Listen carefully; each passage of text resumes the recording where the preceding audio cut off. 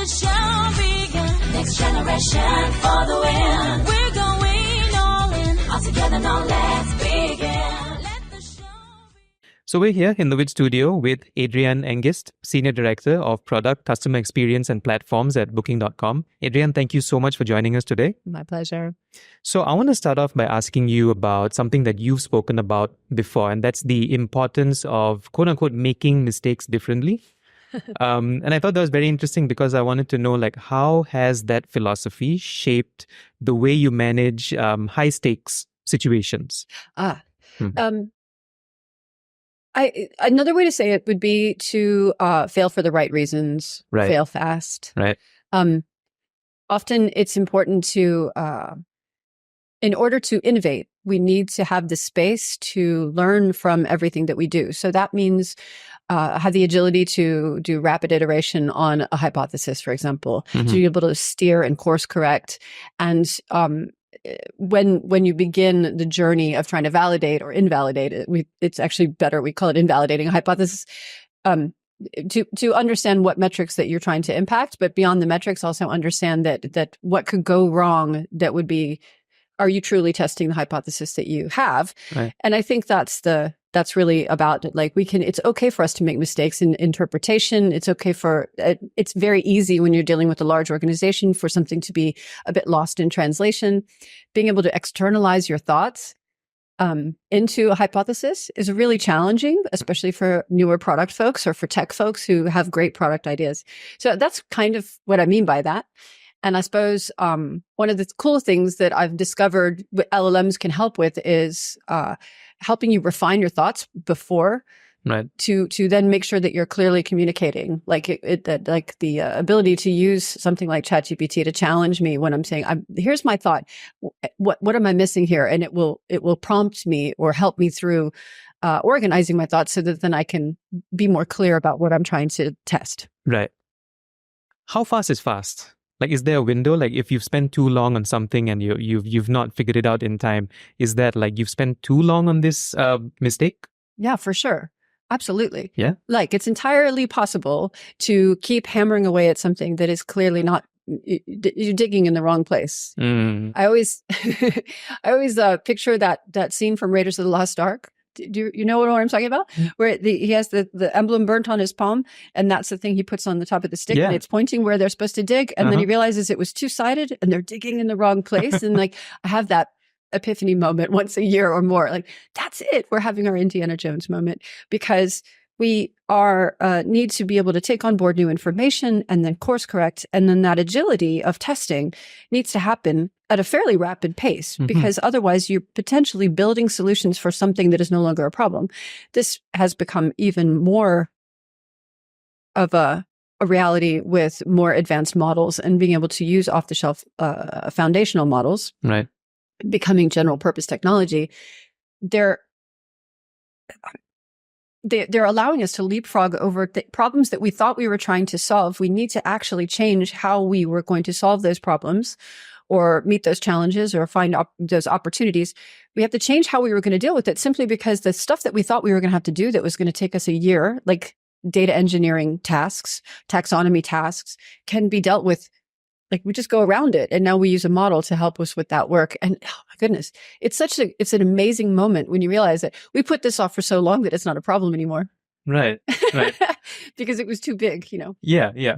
Also, I love that you referenced Indiana Jones, and now the song is stuck in my head. I can't get it out. Yeah. So like, customer experience is at the center of your work and what you do, right?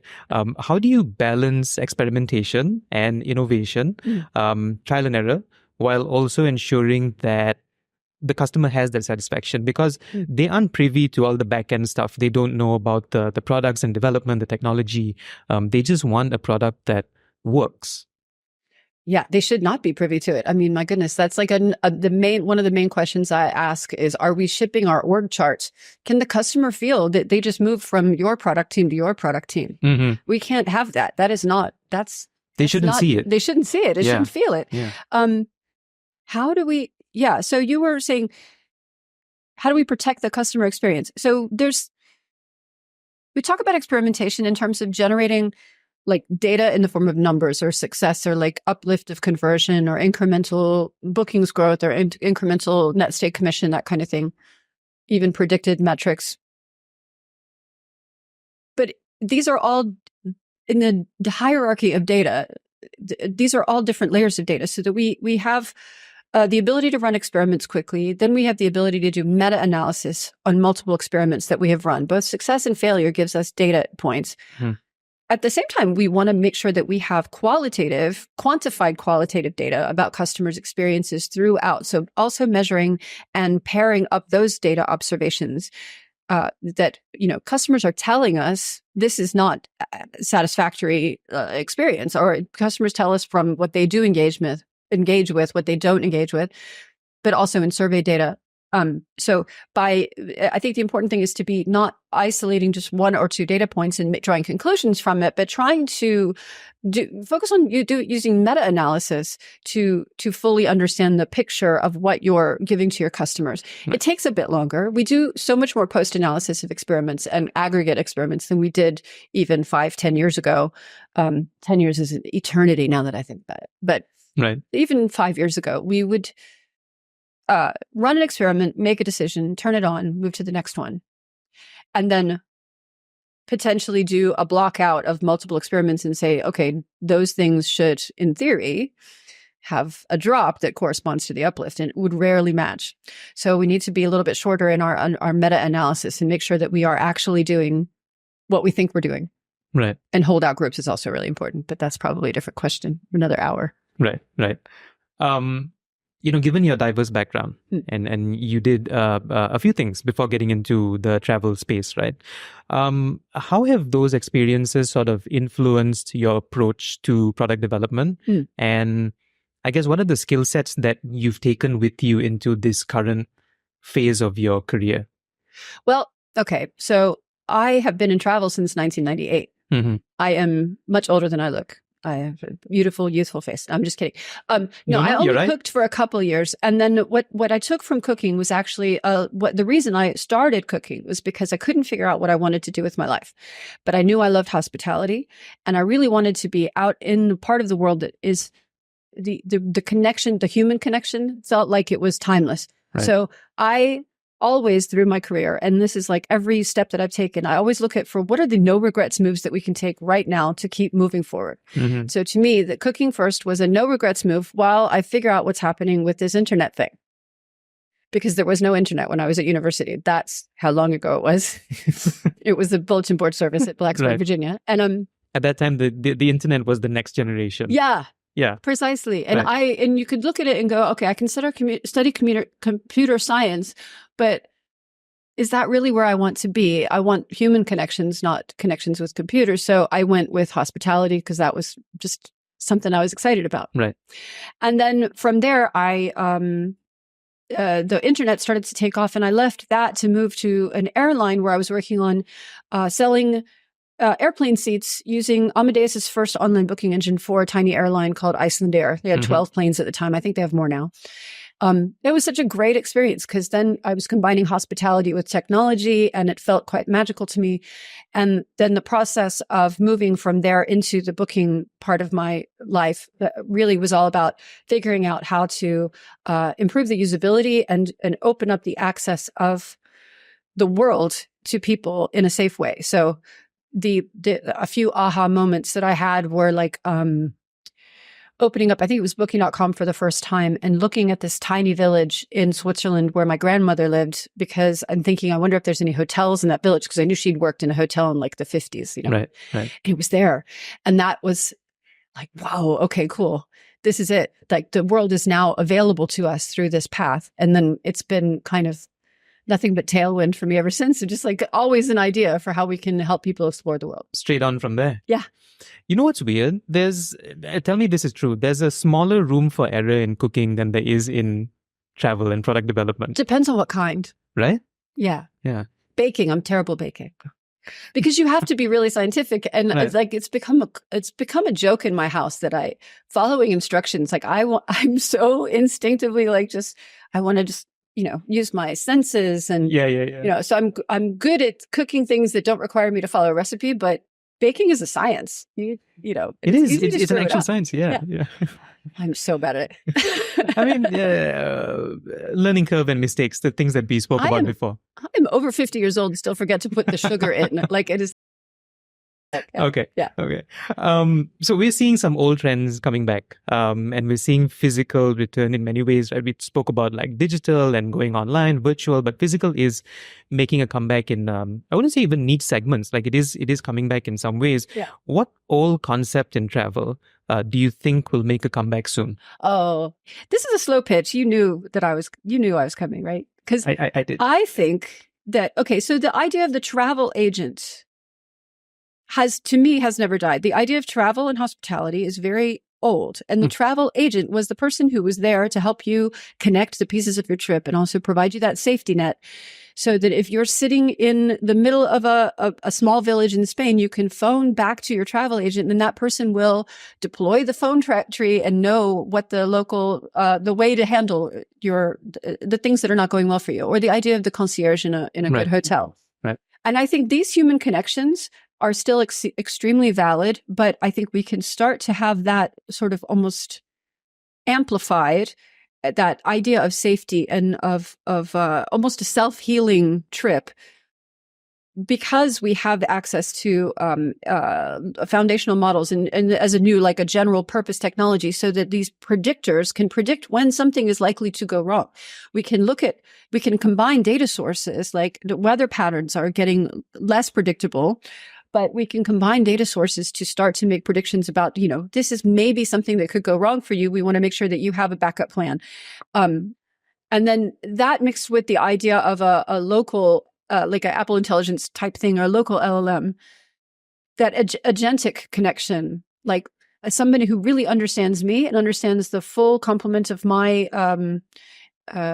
the things that plague me during the day. I'm thinking about like the food I eat all the time and when I'm going to exercise and how, how to help my kids be the best people that they could possibly be. All of that unites to create a picture of me that I think a local LLM will then be able to represent me to, say, a travel agency LLM. And those two can have a conversation where my data stays private to me, right, but the right information means that more relevant results and more relevant predictors can come back to me saying, we're able to, do you give me permission to reroute your flights if something starts to, we suspect something's going to go wrong? It's amazing. Like that's, I think, an old concept that's coming back big time. That's an old concept. Okay. Recently on the WiT podcast that you did with us, you look back at your early days and you mentioned this, your early days at Iceland Air. And, you mentioned that you took down the website. Yeah. Right. For a few minutes. Tiny window. 20 minutes. Is there a sort of, what is the risk landscape like in travel now? Because it seems like back then maybe tech was slightly more vulnerable and more fluid, whereas now it's more rigid and structured. And that sort of thing wouldn't have happened or cannot happen in today's landscape. It literally, it shouldn't happen. It can't happen. It would be devastating. Even for Iceland Air today, to lose their web property, it would be devastating because that's the main channel, I think, for travel booking now is, and it also would not be allowed to happen. Like, right. The idea that somebody who is working on a content management system could press one button that says delete and it would work. Thank God for rollback buttons, right? But also, so I think that the world has changed. Of course, that was back when we did rely on call centers to make airplane bookings as well. And anything that came through the website was frosting on the cake. But the real meat was in the call center. Now, if the call center had gone down, then we had a real crisis, right? So I think we're just shifting channels. And maybe the next question is, where do we go from there? So if it's not, are we still going to be clicking around and drop down menus and calendar pickers? Or will we be able to speak to something, say like a personal agent or a travel GPT, that will then say, okay, go turn on your Apple TV or your Chromecast. I'm going to show you some pictures of places for you to go. I think it's those kinds of new connections that are the future. Potentially the space where you could have an outage now and nobody would feel it, but 10 years from now, 5 years, 2 years from now, it would be critically painful. Right. What's a product that you've always wanted to work on or innovate, but We're just unable to because the tech just isn't there yet. And when will the tech get there, you think? What is a product? I'm a bit of a broken record. This agent-to-agent experience. Right. Also the hybrid experience, if you will. So we talk a lot about multimodal searching, like using voice, using images, but also the ability to create a hybrid experience. I don't think that everything is going to move entirely into conversation. I don't think it's possible. I don't think it's wise to try to reinvent the transaction process in conversations. I think we tried that a few years ago, in fact, and it didn't really stick. However, when we get to explode outside of the chat or explode outside of the conversation into a sort of a rich experience, and then from there, I still have high hopes that immersive experiences will be able to make it easier to really decide where you want to go. So I'm expecting more from the Vision Pro and MetaQuest and all of these immersive potential. I would love to work on that because I think that's going to be pretty cool once the gear gets a little more like commonplace. You might have just answered the next question as well, because I was going to ask you, like, what is an interesting customer trend that's bubbling, that no one's talking about yet, but you might have a different answer. Yeah, I don't know. I mean, I would like that to be the one. Yeah, yeah. I feel like we've been waiting for VR to catch on for a really long time. For a long time. I mean, we've had those goggles and stuff, but they're not as practical as gaming or, other industries want them to be yet. Yeah, it's like there's so many like immediate opportunities to solve in the form factors that we are currently playing in travel. And travel does tend to move a little slower than everybody else as well. But I imagine the expectations for the generation, like my kids are 12, 18, that generation really expects things to be far more available in these immersive environments. And I think that we just haven't really got over the hump of it just being entertainment and start to be productive. And I'm looking forward to immersive, productive environments. And to me, travel planning is a productivity play as much as anything else. Right. So, yeah. As someone who's inspired by futuristic ideas, what does next generation mean to you? Oh my goodness. So next generation, when I think of this, like the things that people